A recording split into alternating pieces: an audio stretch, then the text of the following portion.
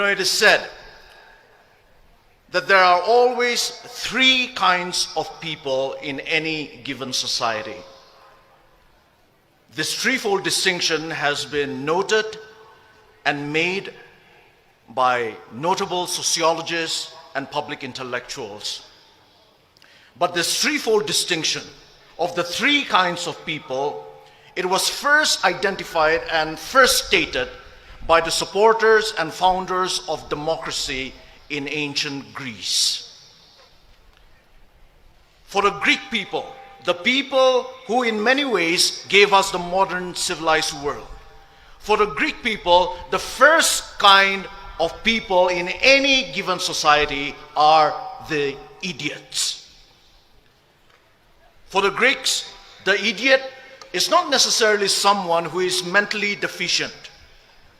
Rather, for ancient Greek people, the idiot, they said, is someone who is a totally private person, a totally self-centered person, and a totally selfish person. They called him the idiot. The idiot, he is always out for his personal gain and his personal interests. He does not have a public philosophy. He has no knowledge, no skill, no character, and no virtues to be able to live and to be able to contribute in a flourishing society and community. He's all out for his personal pleasures and for his personal treasures. And the Greeks said that the idiot was just an upgraded barbarian. The first kind of person, the idiot.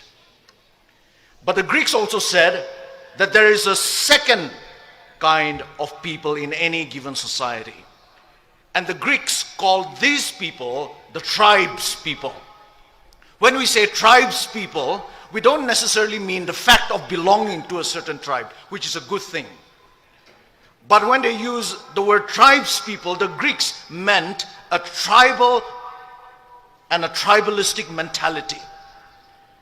And the Greeks said that tribes people are those people who are not able to think beyond their small tribe or their small groups.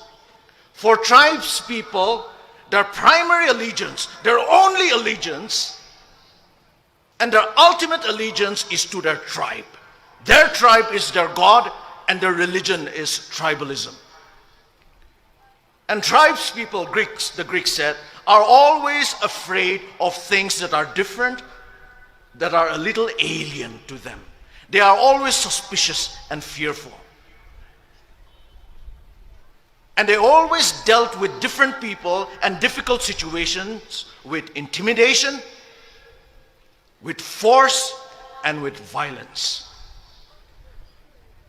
And the Greeks also said that the ideal person for tribes people is the warrior, because tribes people are a war-making people.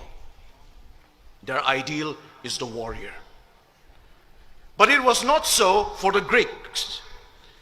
For the Greeks, there was another kind of people, another kind of a person, and that was the ideal person. And the Greeks called this ideal person the citizen. The citizen. And here when we use the word citizen, we are not talking about legal status or political status. We are talking about the idea and the ideal of citizenship. And who is the citizen? The citizen, according to the Greeks, is someone who has the skills and the knowledge to live a public life, who is able to live a life of civility.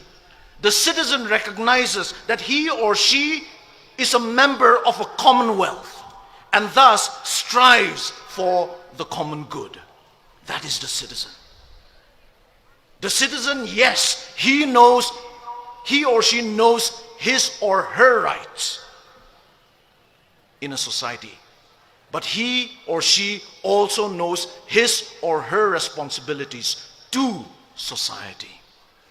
The citizen can fight for his rights, but always with an awareness of and with a respect for the rights and interests of others, of their neighbors, of the smallest of minorities, and of the worst of their enemies. And it is citizens, the Greeks said, that make up a civilized society. Because citizens settle their differences with civility. So they produce a civilized society. A society that truly lives up to the meaning of the name society. Society literally means friendship and friendliness. That is the threefold distinction that the Greeks have given us.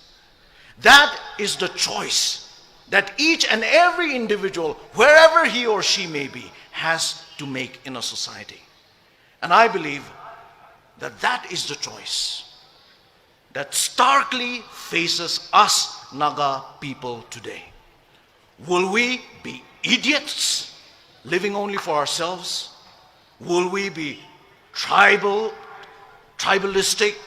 tribes people, unable to think beyond our tribes and our small groups? Or will we be citizens? Citizens in the best sense of the word.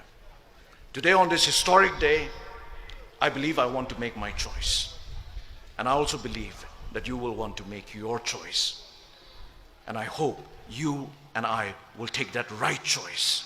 And it is with that hope that I want to finally address you, ladies and gentlemen, as my fellow Naga citizens. May God bless you, and may God bless our Naga people.